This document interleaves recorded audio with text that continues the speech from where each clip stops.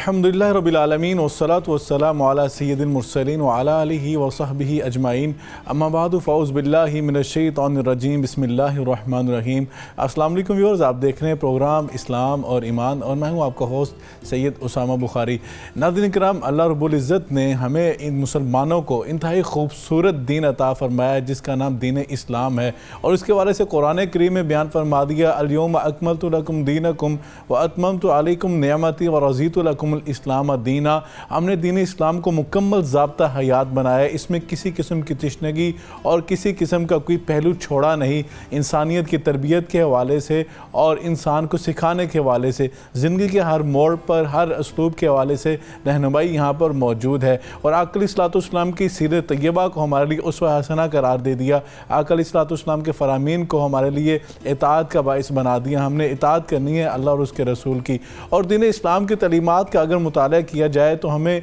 ये मालूम होगा कि आका अलैहिस्सलाम पर जो दूसरी वही मुबारक जो है वो नाज़िल हुई, उसमें अल्लाह रब्बुल इज़्ज़त ने आका अलैहिस्सलाम को ये वही में बयान फरमाया वसियाबा का फ़ताहिर। और उसके साथ साथ अगर बात की जाए नबी पाक सल्लल्लाहु अलैहि वसल्लम की ज़िंदगी मुबारक की, तो आका अलैहिस्सलाम ने अपना फ़रामीन में सफाई और सुथराई, तहारत और पाकीज़गी और नज़ाफ़त, इसको तो मुसलमानों के लिए निस्फ़ ईमान करार दे दिया, आधा ईमान। और यकीनन मैं समझता हूँ ईमान की शाखों की अल्लाह के रसूल सल्लल्लाहु अलैहि वसल्लम ने बात की तो फरमाया कि रास्ते की जो पाकीज़गी है, रास्तों को साफ़ करना, ये भी ईमान की जो शाखें हैं उसमें से एक अहम शाख है। और इसके हवाले से अल्लाह रब्बुल इज़्ज़त ने कुरान करीम में ख़ुद बयान फरमाया इन्नल्लाह युहिब्बुत तव्वाबीन व युहिब्बुल मुतत्तहिरीन। अल्लाह को महबूब हैं वो बंदे बहुत पसंद हैं जो तहारत का ख्याल रखते हैं। नाज़रीन किराम, जब दीन इस्लाम ने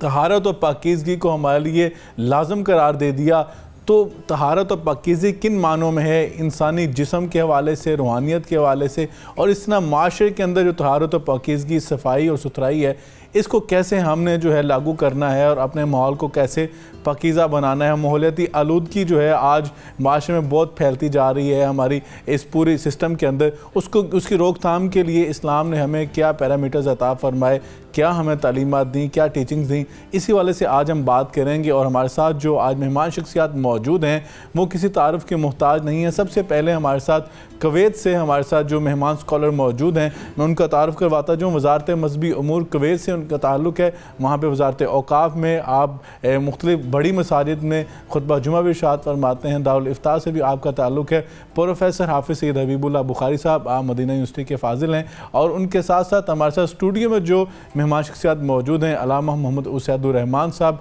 आप कालम निगार भी हैं, आप आलिम दीन भी हैं, उस्ताजुल असातिज़ा हैं, आपको भी खुशामदीद कहते हैं। आपके साथ इंतहाई खूबसूरत शख्सियत,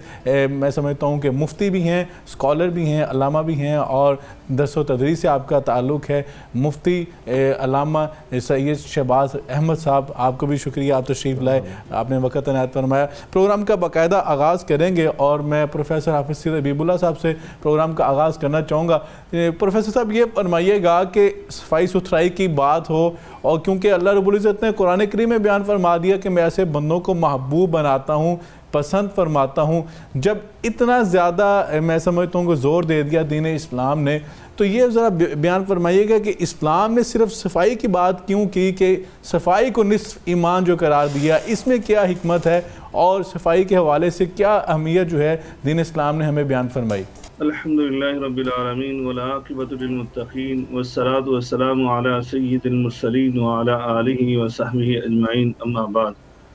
सबसे पहले डॉक्टर उसामा साहब, मैं आपका और आपके इदारे का मशकूर हूँ जिन्होंने इतना अहम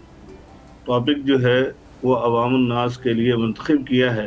ज़ाहिर बात है, जैसे आपने अपने इंट्रो में बता दिया कि आज हमारे माशरे के अंदर जो है वो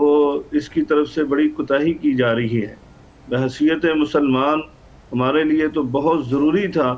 कि हम तहारत के साथ साथ सफाई और सुथराई का भी ख्याल करते हैं, लेकिन हमारे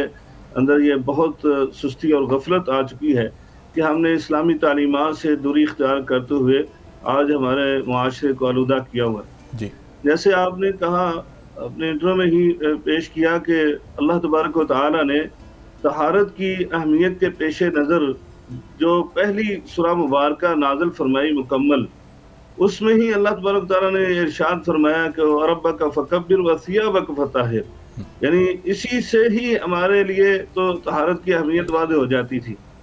اور اسی طرح اللہ تبارک و تعالیٰ نے قرآن مجید میں سورۃ البقرہ میں یہ ارشاد فرمایا ان اللہ یحب التوابین ویحب المتطہرین، کہ اللہ تبارک و تعالیٰ جو ہے وہ پاکیزگی اور طہارت اختیار کرنے والے کو اپنا محبوب بنا لیتے ہیں۔ اور یقین جانے کہ آج ہم اس سے اتنا غافل ہو چکے ہیں، میں تو سمجھتا ہوں جیسے عقائد میں توحید کی اہمیت ہے، اسی طرح عبادات میں طہارت کی اہمیت ہے۔ جس طرح عقائد کے لحاظ سے یعنی توحید کے بغیر کوئی بھی عقیدہ یا کوئی بھی عمل قبول نہیں ہے اللہ کے ہاں، اسی طرح طہارت کے بغیر بھی کوئی عمل قبول نہیں ہے۔ اسی لیے تو ہمیں یہ بتلا دیا گیا کہ عبادت کرنے کے لیے سب سے پہلے آپ کا طاہر ہونا ضروری ہے، بلکہ عبادات کے لیے تو 3 چیزیں لازمی ہیں کہ انسان جسمانی طور پر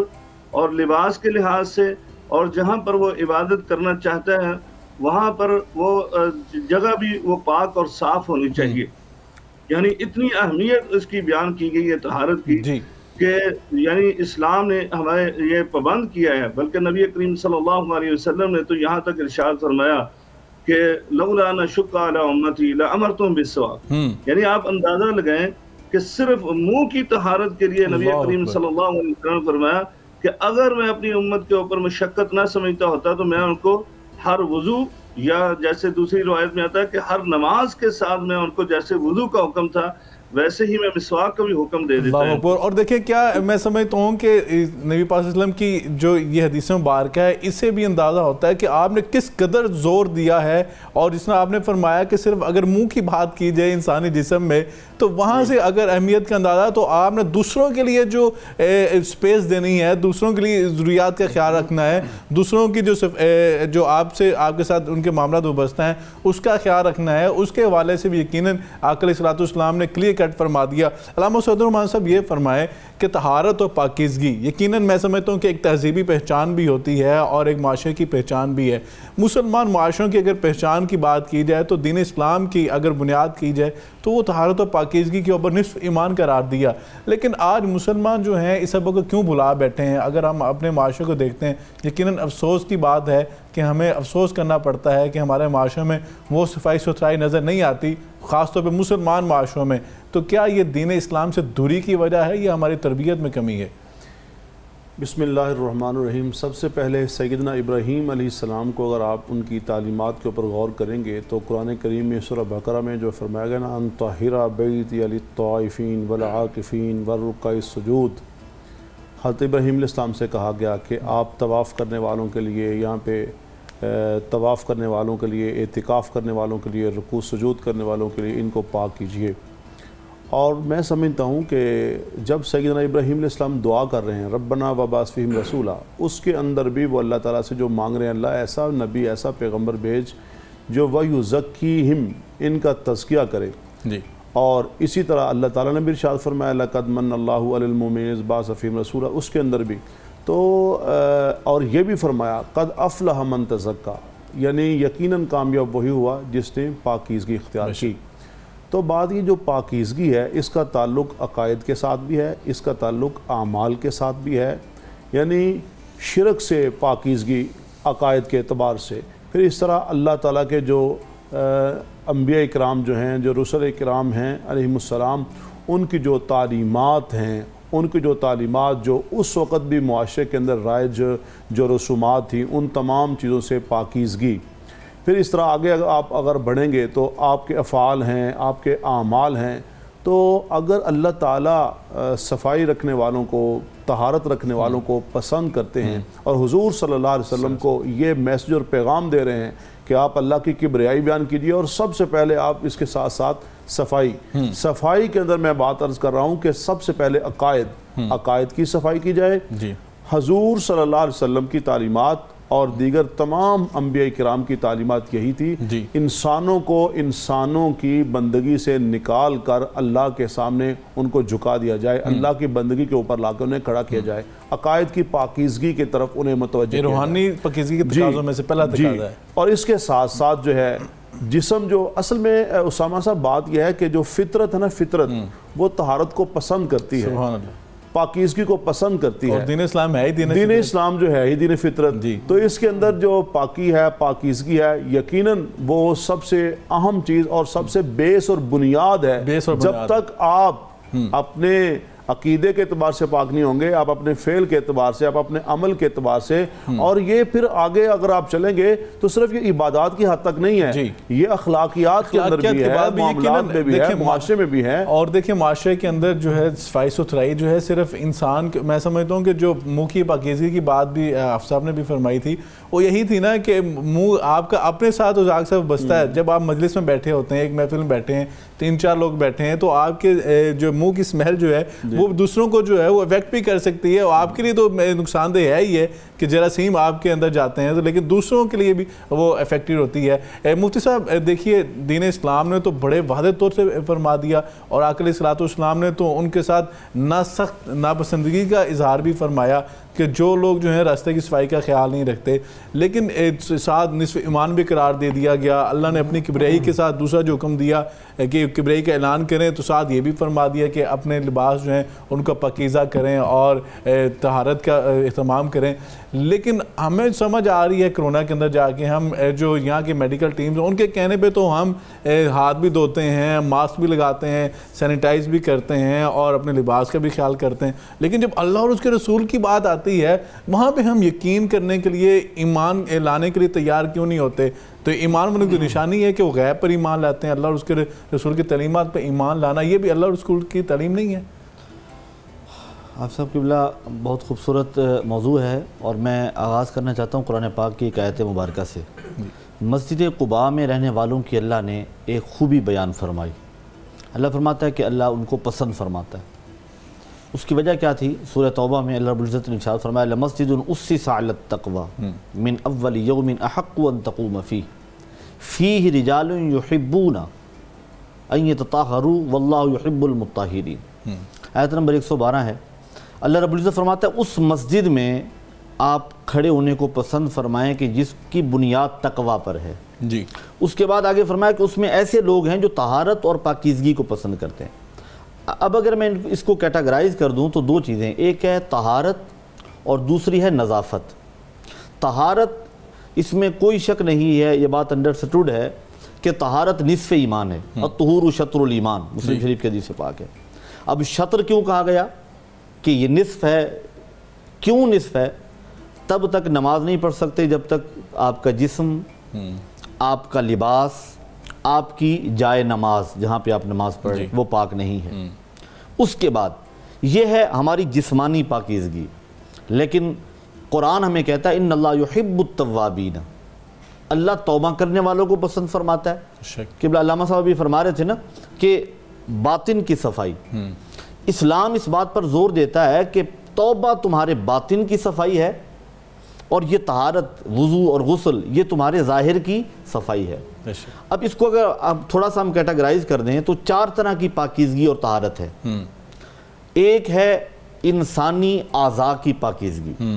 یعنی ہم نے اپنا جسم پاک کر لیا، لباس صاف کر لیا، جگہ صاف کر لی، ایک یہ پاکیزگی ہے۔ اور دوسری ہے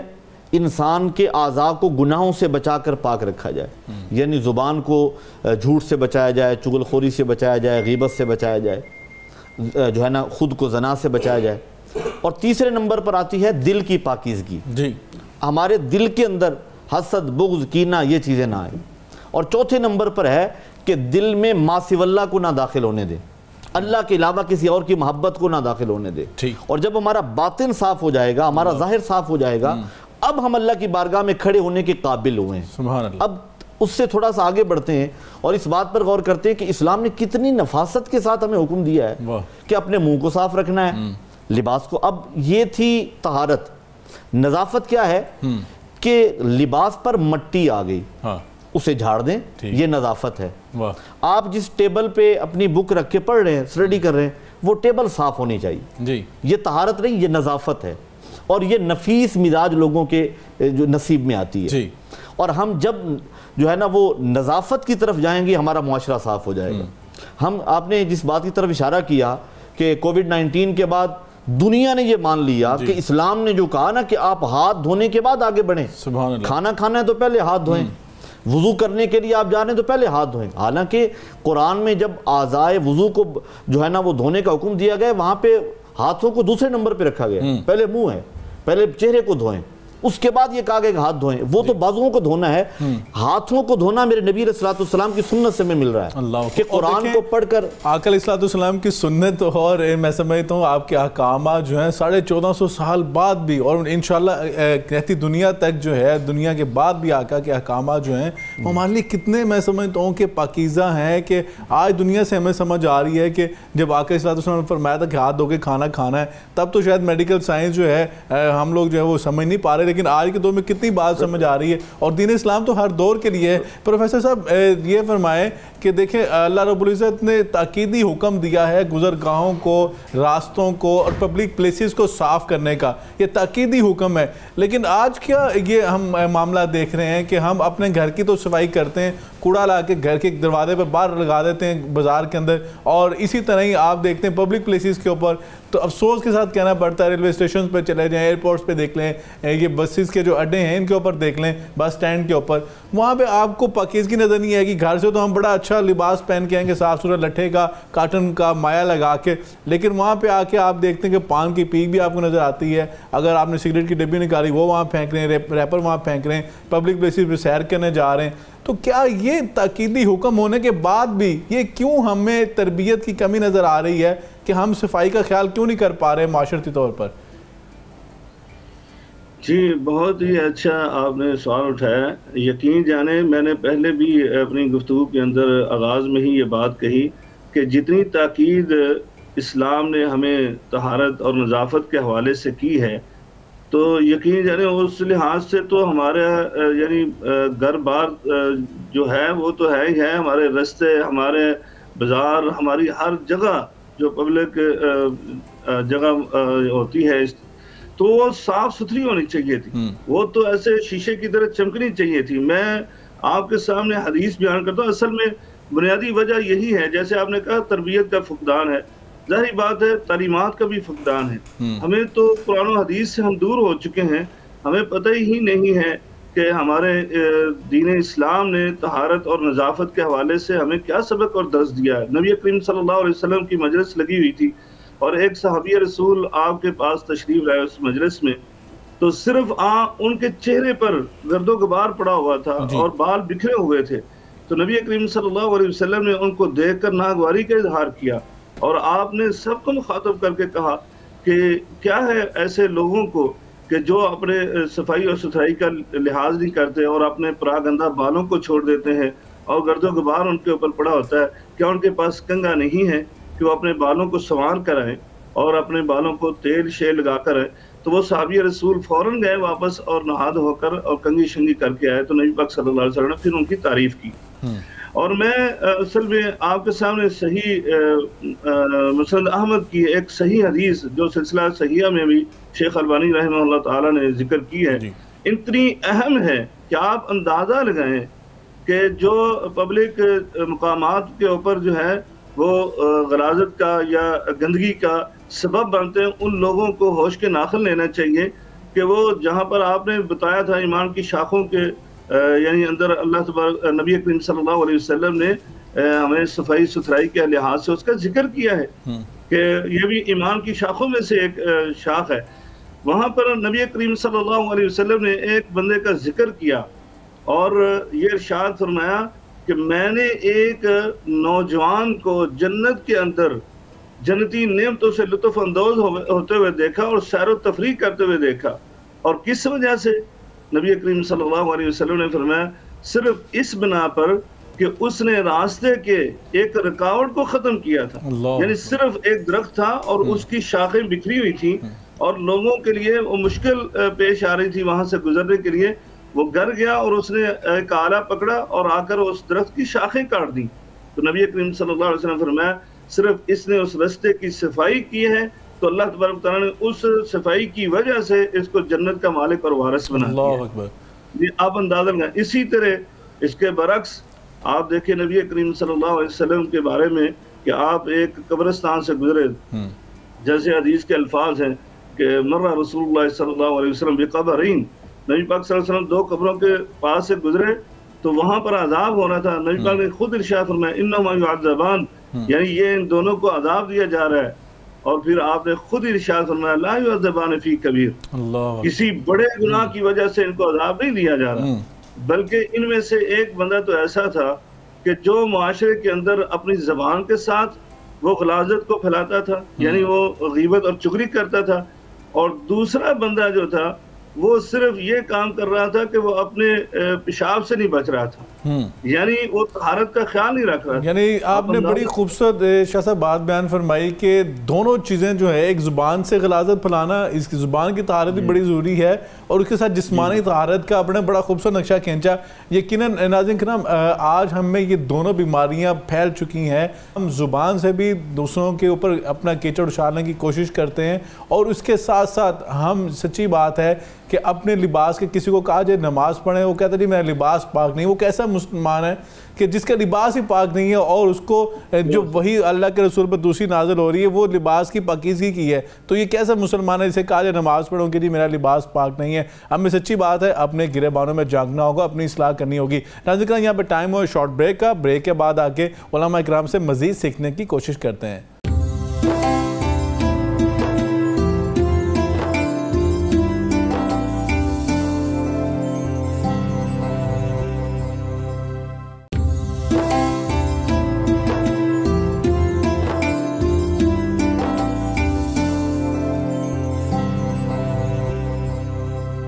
ویلکم بیک ویوز، پروگرام میں آپ کا ایک مرتبہ پھر خیر مقدم کرتے ہیں. ناظرین کرام، آج ہم بات کر رہے ہیں پاکیزگی کے حوالے سے، کہ صفائی کے حوالے سے، کہ دین اسلام نے تو آقا علیہ السلام فرمایا کہ یہ صفائی جو ہے نصف ایمان ہے. لیکن جب ہم صفائی ستھرائی کا اہتمام نہیں کرتے تو کیا اس کا مطلب یہ ہے کہ ہم نصف ایمان جو ہے وہ اپنا مکمل نہیں کر پا رہے؟ علامہ سعید الرحمان صاحب یہ فرمائیں کہ جب اتنی کلیئر کٹ تعلیمات ہمیں مل چکی، بدن کی، آپ نے پہلے روحانیت کی بات کی، ایمان کی بات کی، عقائد کی اصلاح کی بات کی، عقائد کی پاکیزگی کی بات کی، لیکن میں سمجھتا ہوں کہ اس سے آگے بھی اگر ہم یہ الحمدللہ بہت ساری بہتری ہم میں آ چکی ہے، عقائد کی اصلاح بھی ہے، لیکن قرآن پاک میں فرمایا خذوا زینتکم عند کل مسجد، مسجد میں جب آپ نے آنا ہے تو پاکیزگی کا اہتمام کرنا ہے، طہارت و نظافت کا اہتمام کرنا ہے. لیکن ہمارے ہاں تو الٹا سسٹم یہ ہے کہ بڑی معذرت کے ساتھ یہ کہوں گا کہ ہماری مساجد کے اندر ایسی کیپس ملتی ہیں جو کیپ پہن کے آپ نہ کبھی کسی عدالت میں جا سکتے ہیں، نہ کبھی آپ کسی بڑی میٹنگ میں جا سکتے ہیں. لیکن جب اللہ رب العزت کی بارگاہ میں حاضر ہونے کی بات ہوتی ہے تو ہم دیکھتے ہیں جیسے ہی ہم مزدوری کرتے ہوئے کام کاج میں کپڑے پہنے وہی پہن کے آ جاتے ہیں، لیکن وہ کپڑے پہن کے آپ کبھی کسی بڑی میٹنگ میں نہیں جائیں گے. تو کیا ہم نے اللہ کے حق کو، کیا ہم نے وہ حق ادا کیا ہے؟ کیا فرمائیں گے؟ دیکھیں جی، بات یہ ہے کہ جہاں تک انسان کی پاکیزگی اور طہارت کا ذکر ہے،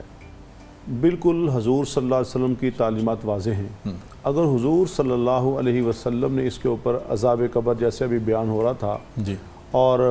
قبر کی راحت جو ہے اس کو اس کے ساتھ بیان کیا، اور خطبہ جمعہ میں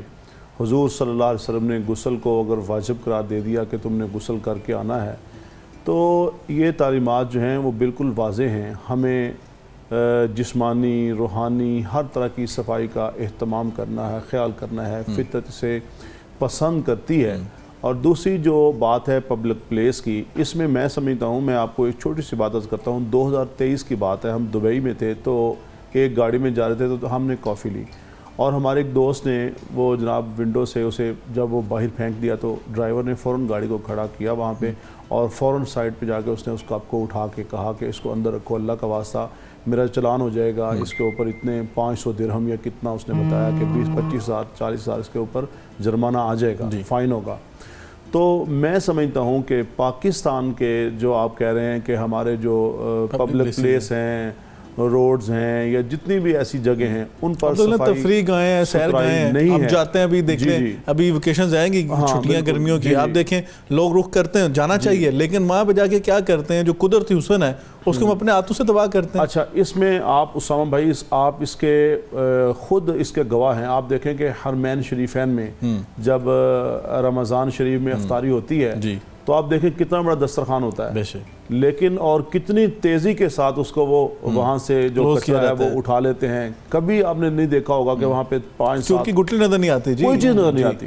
لاکھوں نہیں کروڑوں کے حساب سے وہاں پہ کھجوریں کھائی جاتی ہیں. میں یہ سمجھتا ہوں کہ ایک تو حضور صلی اللہ علیہ وسلم کی تعلیمات ہیں, یقیناً ہم سب کا ایمان ہے, یقین کی ضرور کمی ہے, ایمان ہمارا ہے کہ صفائی میں فائدہ ہے, صفائی میں کامیابی ہے, سارا کچھ ہے, عمل نہیں ہے. لیکن دوسرا میں سمجھ رہا ہوں کہ وہ جو گورنمنٹ کے اوپر گرپ ہونی چاہیے, اس کے اوپر سزائیں ہونی چاہیے. آپ دیکھیں پاکستان میں لوگ اشارہ توڑتے ہیں, یہ سعودیہ میں اشارہ کیوں نہیں ٹوٹتا, یہ انگلینڈ میں کیوں نہیں اشارہ ٹوٹتا, یہ امریکہ میں کیوں نہیں اشارہ ٹوٹتا, انہیں پتا ہے کہ ڈنڈے کے زور پہ عمل ہے. تو سر بات یہ ہے کہ جب تک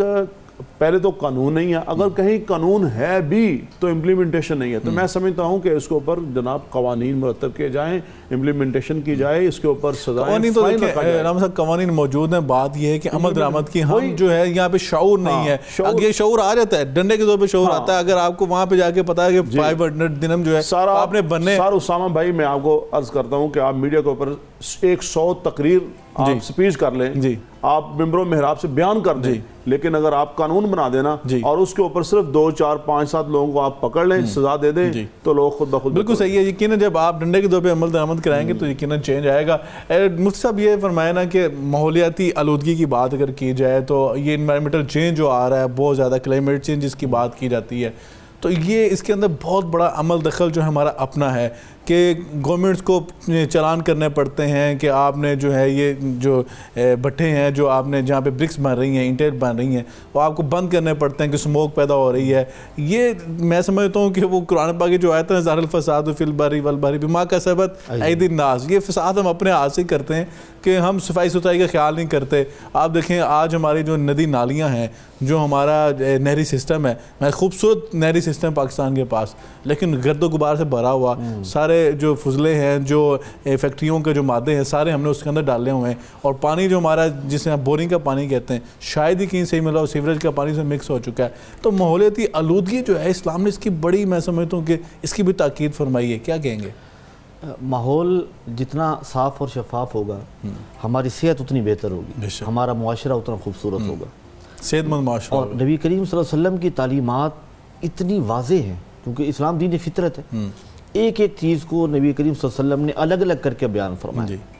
میں ایک حدیث پاک پڑھ رہا تھا, سرکار دو عالم صلی اللہ علیہ وسلم نے ارشاد فرمایا, حضرت جابر رضی اللہ تعالیٰ عنہ راوی ہیں, سنن ابن ماجہ شریف کی حدیث ہے کہ نہا ان یبال رسول اللہ صلی اللہ علیہ وسلم, نہا ان یبال فی الماء راکد, پانی کھڑا ہوا ہے کسی جگہ, وہاں پہ آپ پیشاب نہیں کر سکتے.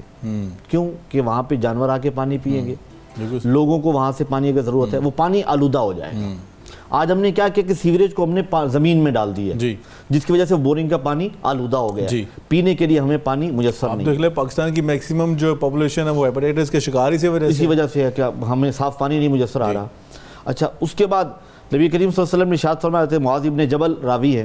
حضور نے فرمایا 3 لعنت کا سبب بننے والی چیزوں سے دور رہو. اچھا, عرض کی گئی یا رسول اللہ وہ کون سی ہیں؟ کریم آقا علیہ تحیۃ و ثنا نے ارشاد فرمایا, ان میں سے پہلی وہ جگہ ہے کہ جہاں پہ لوگوں کی آمد و رفت ہو, البراز فی الموارد, پبلک پلیس, وہاں پہ پیشاب نہیں کرنا, گندگی نہیں پھیلانی. آپ کو تو سارے بس اسٹینڈ بھرے ہوئے ہیں. وقاریت, اچھا یہاں پہ میں حدیث پاک مکمل کر لوں, اس طرف عرض کرتا ہوں, قاریت الطریق, چوک چوراہے کو آلودہ نہ کرو. اور تیسری چیز سائے دار جگہ کو, جہاں پہ سایہ ہے وہاں پہ کوئی آ کے بیٹھے گا, اور جب آ کر بیٹھے گا تو آپ کے بارے میں وہ اچھے الفاظ نہیں استعمال کرے گا. یہ لعنت زدہ چیزیں ہیں, لعنت زدہ چیزیں ہیں, اور وہاں پہ آلودگی پھیلانا حضور نے فرمایا کہ وہ لعنت کا سبب ہے. اور مفتی صاحب یہ تو تینوں چیزیں ہمارے معاشرے میں پائی جاتی ہیں, سب سے زیادہ پائی جاتی ہیں. جہاں پہ لکھا ہوتا ہے کہ یہاں پہ کوڑا نہ پھینکے, وہاں پہ کوڑے کرکٹ کا ڈھیر ہوتا ہے, اور ہم عجیب کیفیت ہے نا ہماری. اور پھر ایک اور حدیث پاک ہے, حضرت ابو ہریرہ راوی ہیں اور صحیح بخاری شریف کی حدیث پاک ہے, رسول اللہ صلی اللہ علیہ وسلم نے ارشاد فرمایا, حضرت ابو ہریرہ روایت کرتے ہیں کہ حضور نے ارشاد فرمایا, اماطۃ الاذی عن الطریق صدقۃ, تکلیف دہ چیز کو راستے سے ہٹانا بھی صدقہ ہے. سبحان اللہ. اب ایک وہ شخص ہے جس نے آلودگی پھیلا دی, اس نے تو غلط کر دیا, لیکن دوسروں کا حق کیا ہے کہ اسے ہٹائیں وہاں سے. ایسی چیز جو کسی کے لیے تکلیف کا سبب بن سکتی ہے. پروفیسر صاحب نے ابھی ہمارے ساتھ جو پروگرام میں شامل ہیں, انہوں نے فرمایا کہ راستے میں کوئی چیز اگر پڑی ہٹائی تو اس کے لیے وہ جنت کی بشارت حضور نے ارشاد فرمائی. اگر کوئی شخص وہاں سے ہٹا دیتا ہے, جیب سے 1000 روپے یا 2000 نکال کے صدقہ کرتا ہے, اور دوسری طرف وہ خرچ کچھ نہیں کر رہا, صرف راستے سے تکلیف دہ چیز، کسی ٹہنی کو ہٹا دیا، کسی کانٹے دار چیز کو ہٹا دیا، اینٹ یا پتھر پڑا ہے اسے ہٹا دیا، اس پر صدقہ اور اجر و ثواب۔ اور دیکھیں نا کہ اس کا اجر اس کو کیا ملا ہے، ایک تو وہ مانوس قدموں سے جنت میں چاہ رہا ہے، اور دوسرے شکر اللہ لہو، اللہ نے اللہ و خالق مالک ہو کے اس کا شکر ادا کیا، شکریہ اس کا ادا کیا گیا۔ علامہ صاحب نے جس طرف اشارہ فرمایا تھا نا، اس پر بھی ایک حدیث پاک عرض کر کے میں بات کو سمیٹتا ہوں۔ نبی کریم صلی اللہ علیہ وسلم نے ارشاد فرمایا، سرکار دو عالم صلی اللہ علیہ وسلم کی بارگاہ میں ایک شخص آیا مسجد نبوی، اور جب حضور نے اسے دیکھا تو حضور نے ایک ارشاد فرمایا، اور کریم آقا کا یہ مزاج یہ تھا کہ حضور ڈائریکٹ کسی شخص کے بارے میں بات نہیں فرماتے تھے، فرماتے تھے تمہیں کیا ہو گیا ہے، یا کوئی شخص تم میں سے ایسا آتا ہے۔ تو حضور صلی اللہ علیہ وسلم نے یہاں پہ بڑا واضح طور پہ اور بڑی تفصیل کے ساتھ ارشاد فرمایا، مسند احمد شریف کے جو ہے نا وہ یہ روایت ہے، قال رسول اللہ من اکل من هذه الشجرۃ المنتنطہ فلا یقربن مسجدنا، فرمایا تم میں سے جو شخص بدبودار چیز کو کھا لے، یعنی پیاز کھا لے، وہ مسجد میں نہ آئے، ہماری مسجد کے قریب نہ آئے۔ اور پھر آگے ارشاد فرمایا کہ وجہ کیا، اس کی ریزن کیا ہے، فرمایا فإن الملائکۃ تتعذى مما يتعذى منه الانس، فرمایا جس چیز سے مسلمانوں کو اذیت پہنچتی ہے اس سے ملائکہ کو بھی اذیت پہنچتی ہے۔ دیکھیں کس قدر جو ہے، میں سمجھتا ہوں اللہ کے رسول نے باریکی کے ساتھ ان چیزوں کو بیان کر دیا، اور میں سمجھتا ہوں دین اسلام سے بڑھ کے کسی نے اس کو بیان نہیں کیا۔ پروفیسر صاحب آپ سے میں پوچھنا چاہوں گا کہ کیونکہ آپ نے عرب معاشروں میں ایک زندگی گزاری ہے، ابھی بھی آپ کویت میں رہتے ہیں، وہ بھی ایک مسلم معاشرہ ہے، اگر ہم کمپیریزن کرتے ہیں، موازنہ کرتے ہیں، تو یقیناً ہمیں شرمندگی بھی ہوتی ہے اپنے معاشروں کو دیکھتے ہوئے بعض اوقات کہ ہمارے معاشروں نے وہ چیزیں نہیں سیکھیں۔ اگر آج ہم کہتے ہیں کہ وہ معاشرے ترقی یافتہ ہیں، اس میں سچی بات یہ ہے کہ انہوں نے جہاں پہ حفظان صحت کے اصولوں کو اپنایا، وہ وہی اصول ہیں جو اللہ اور اس کے رسول میں عطا کیے ہیں، قرآن و حدیث میں بیان ہوئے ہیں، تو وہاں پہ ہمارے معاشرے زیادہ صحت ملتی ہے، وہاں میں سمجھتا تو بیماری کی ریشو کم ہے، صحت مند جو لوگ زیادہ پائے جاتے ہیں وہاں پہ۔ تو کیا آپ عرب معاشرے جو ہیں اس کی کیسے آپ اس کو کمپیریزن کرتے ہیں، آپ ذرا اپنے الفاظ میں بیان فرمائیے۔ جیسے علامہ صاحب نے، علامہ سید الرحمان صاحب نے آپ کے سامنے دبئی کا واقعہ ذکر کر دیا، یقین جانے کہ ایسا ہی معاملہ ہے۔ یعنی یہاں پر سعودی عرب کے حوالے سے بھی آپ نے خود ذکر کر دیا کہ افطاری کا دسترخوان لگتا ہے، اور اتنا بڑا دسترخوان ہے دونوں حرمین شریفین میں، اور چند لمحوں کے بعد وہاں پر آپ کو محسوس بھی نہیں ہوتا کہ یہاں پر کوئی افطاری وغیرہ کی گئی ہے، کچھ کھایا پیا گیا ہے کہ ایک گٹھلی تک نظر نہیں آتی۔ اور یہاں پر یہ جیسے معاملہ ہے، اصل میں کچھ گورنمنٹ کے معاملات ہیں، لیکن کچھ اس میں عوام کے بھی معاملات ہیں،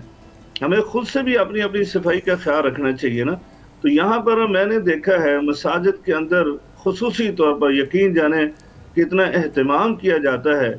کہ آپ جب کویت کی کسی بھی مسجد میں چلے جائیں تو آپ کو ایسے فرحت محسوس ہوتی ہے، خوشبوئیں آ رہی ہوتی ہیں، وہاں پر عود وغیرہ وہ جلا کر انہوں نے مسجد کو ایسے یعنی پاک صاف یعنی اور خوشبو کا مرکز بنایا ہوتا ہے، اور یعنی مسجد میں دل لگتا ہے انسان کا۔ اور یہاں رستوں کے حوالے سے بھی گورنمنٹ کے تو معاملات ہیں ہی ہیں، لیکن خود سے ہم نے کئی دفعہ دیکھا کہ یعنی کویتی بچے جو ہیں وہ جوس پیتے ہیں، جاتے ہوئے کچھ چیز کھاتے ہیں، ریپر وغیرہ جو ہے وہ ڈسٹ بین کے اندر جا کر انہوں نے پھینکنا ہوتا ہے۔ یعنی یہ تربیت کی گئی ہے اس معاشرے کی، اور اس لحاظ سے کیا ہے، جیسے آپ نے جس طرح اشارہ کر دیا کہ صحت مندی کی علامت ہے، اصل میں یہ بچوں کو، جیسے ہم نے پہلے بات کی تھی، تعلیمات کا بھی فقدان ہے، تربیت بھی ہے اور تعلیمات یہ بھی، اس کا بھی فقدان، تربیت کا فقدان تو ہے یہ کہ یہاں پر سکول کے اندر یعنی ابتدائی طور پر جہاں عقائد کی تعلیمات دی جاتی ہیں، اس کی طہارت اور یعنی پاکیزگی کا خیال رکھا جاتا ہے، اسی طرح جو ہے یہ معاشرے کی طہارت اور صفائی اور انسانی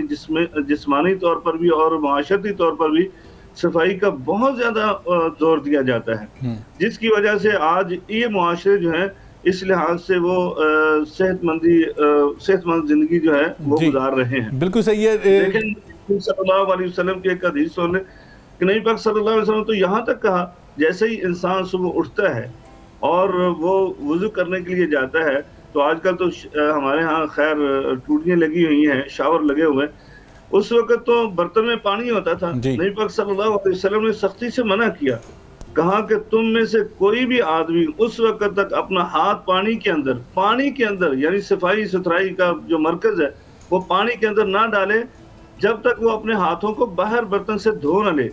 کیوں؟ فَإِنَّهُ لَا يَدْرِي أَيْنَ بَاتَتْ يَدُهُ، کہ اس کو نہیں پتا کہ رات اس کا ہاتھ کہاں گزارتا ہے. تو یعنی نبی کریم صلی اللہ علیہ وسلم تو یہاں تک کتنی باریکی کے ساتھ ہم نے پہلے بھی بات یہ کی کہ آقا علیہ السلام نے تو کسی پہلو کو چھوڑا ہی نہیں. مسجد کے آنے کی بات ہو، اپنی جسمانی طہارت کی بات ہو، لوگوں کے ساتھ جو معاملات ہیں، آپ نے پبلک پلیس پہ رہنا ہے تو وہ وہاں پہ کیسے آپ نے معاملات نپٹانے ہیں. سچی بات، جیسے آپ مساجد کی بات کر رہے تھے، میں نے خود ایک سین دیکھا پرسوں کہ میں ایک مسجد میں نماز کے لیے گیا تو میں وضو جب کرنے لگا تو میں نے دیکھا کہ جو ٹیب لگے ہوئے تھے وضو کے تو مکسر لگا ہوا تھا، مکسر کے اوپر جگہ بنی ہوئی تھی دو مطلب ٹیبز کے درمیان. وہ سچی بات ہے کہ اتنا گچھا جو ہے وہ پورا مسواک جو مسواکیں تھیں ان کا پڑا ہوا تھا کہ اگر آپ نے اپنے جسم کی طہارت تو کر لی ہے، مسواک کر لی ہے، لیکن اس مسواک کو مسجد سے باہر پھینکنا، یہ ڈسٹ بن میں پھینکنا جو یہ بھی تو آپ کی ذمہ داری ہے. نبی صلی اللہ علیہ وسلم نے فرمایا کہ جو مسجد سے ایک تنکا جو ہے علامہ صاحب وہ باہر پھینک دے اس نیت کے ساتھ کہ مسجد کی صفائی، اللہ تو اس پر جہنم کی آگ کو حرام کر دیتا ہے. تو یہ وہ کون لوگ ہیں کہ بات جو ہے نا وہ بار بار وہاں پہ ہم لاتے ہیں کہ تربیت کی کمی ہے. تو کیا مسجد اور ممبر و محراب جو ہے اس میں کتنا کردار ادا کر سکتا ہے کہ مسجد کے اندر ہی ہم نے یہ سکھانا ہے اور مسجد کے اندر ہی یہ ہو رہا ہوتا ہے؟ تو کیا کہیں گے؟ دیکھیں جی، یقیناً ممبر و محراب جو ہے اس کا بڑا اہم کردار پہلے بھی رہا ہے، آج بھی ہو رہا ہے اور انشاءاللہ آئندہ بھی کردار رہے گا. یقیناً جو نفاست کی، جو پاکیزگی کی جو تعلیمات ہیں وہ اللہ اور اس کے رسول کے ان کی تعلیمات ہیں اور ممبر و محراب سے اللہ اور اس کے رسول کی ہی بات کی جاتی ہے. تو میں یہ سمجھتا ہوں کہ جیسے ابھی آپ نے عرب کنٹریز کی بات کی ہے، وہاں پہ صفائی اور نفاست کی بات کی ہے،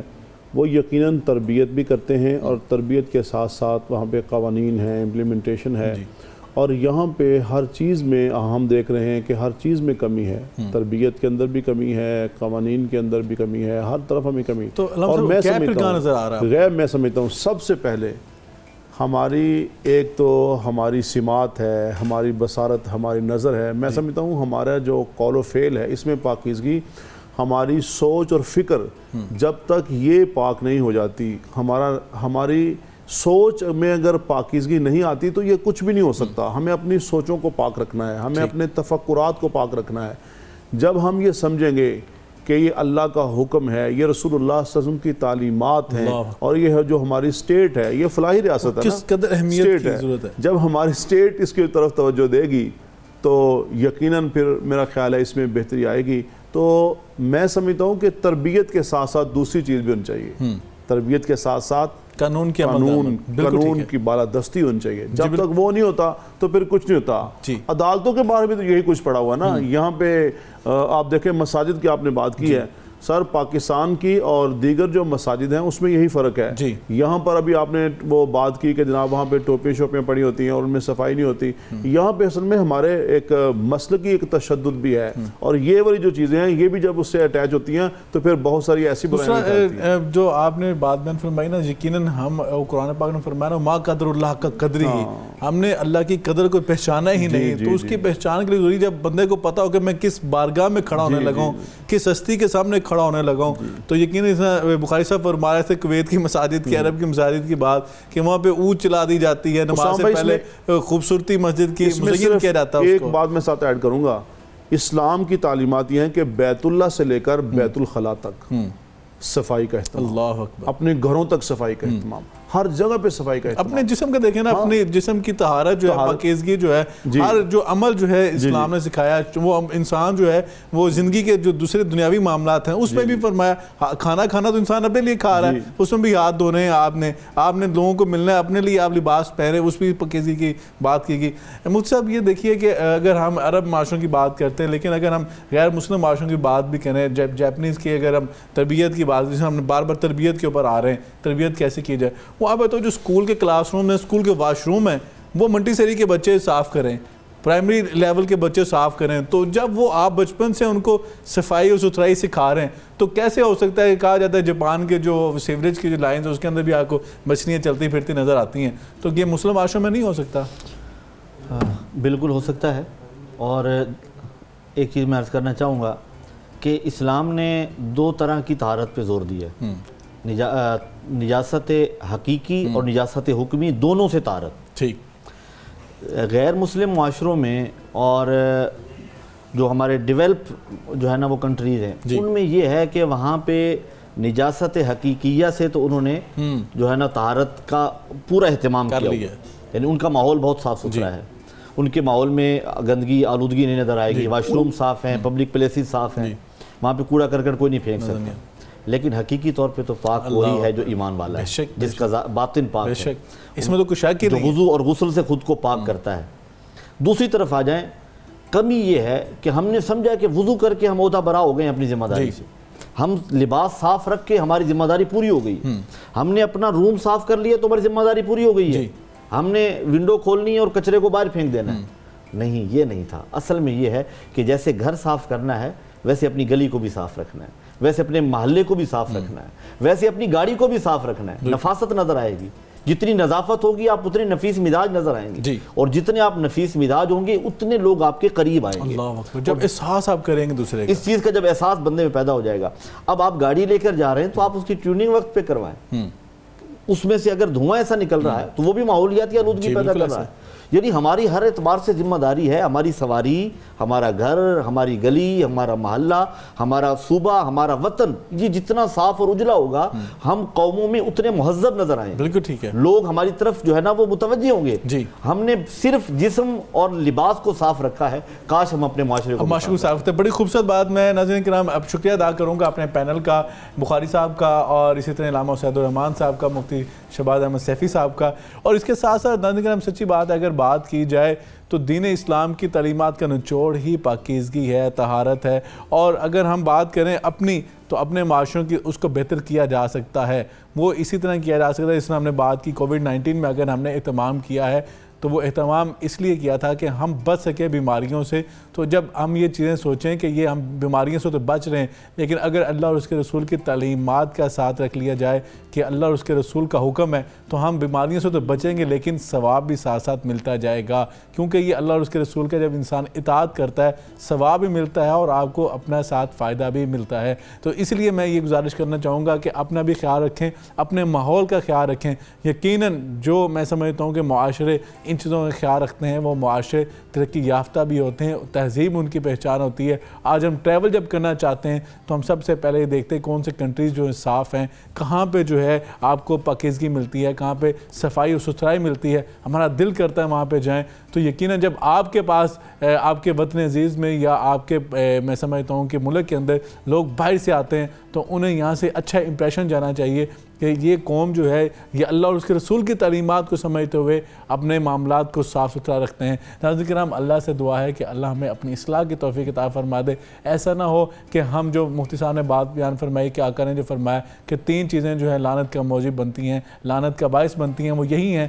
کہ ہم نے چوکوں چراہوں کو صاف رکھنا ہے، ہم تو کوڑا کرکٹ جو ہے چوک میں لا کے رکھ دیتے ہیں، اور اس کے ساتھ ساتھ سایہ دار جگہوں کو صاف رکھنا ہے، اور اس کے ساتھ ساتھ جو اپنے گلی محلے جو ہیں اپنی گزرگاہیں ان کو صاف رکھنا ہے۔ گورنمنٹس تو اپنا کردار ادا کرتی ہیں ناظرین کرام، آپ کے لیے سیوریج کا اہتمام کرتی ہیں، لیکن ہم خود مٹی ڈال کے وہ سیوریج بند کرتے ہیں اور وہاں پہ پلاسٹک ریپرز جو ہیں وہ ڈال کے اس کو بند کر دیتے ہیں۔ تو نتیجہ یہ نکلتا ہے پھر وہ پانی باہر آتا ہے اور بیماریوں کا باعث بنتا ہے، اور پھر ہم گورنمنٹس کو کوستے ہیں۔ اللہ سے دعا ہے ہمیں اصلاح کی توفیق عطا فرما دے۔ ناظرین کرام، آج سے مجھے پروگرام سے اسامہ بخاری کو اجازت دیجیے، انشاءاللہ کل ملاقات ہوگی، تب تک کے لیے اللہ حافظ۔